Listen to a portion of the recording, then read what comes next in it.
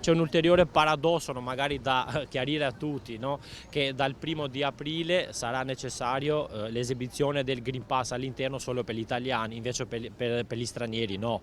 E questo secondo me non è giusto. Tensione alle stelle tra gli oltre 400 ristoratori e baristi del centro storico e della città metropolitana di Venezia e Rovigo, al centro del contendere l'obbligatorietà del Green Pass nei locali al chiuso dal prossimo 1° aprile soltanto per gli italiani e non per i turisti di nazionalità straniera. Come facciamo a capire se uno è italiano, uno non è italiano? Cioè, ci sono tantissimi turisti dall'Europa che parlano benissimo l'italiano e fai capire, insomma, a capire questa differenza. Confesercenti Venezia lancia l'allarme, oltre il 40% dei turisti alloggia in strutture ricettive extra alberghiere e bar e ristoranti sono servizi essenziali del soggiorno. Imporre questo impegno per altri 30 giorni ai gestori dei locali, penalizzati dall'aumento esorbitante dei costi dell'energia e delle materie prime alimentari, con la Pasqua alle porte, non ha più alcuna giustificazione, dicono. Perciò noi riteniamo opportuno di prendere in considerazione il nostro appello, che è un appello trasversale di tutto il mondo produttivo, di tutte le attività economiche, di tutte le associazioni di categoria,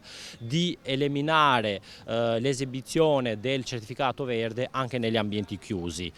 Certo, questo, insomma, se non sarà preso in considerazione comporterà delle conseguenze dirette soprattutto sulle attività economiche che sono già penalizzate.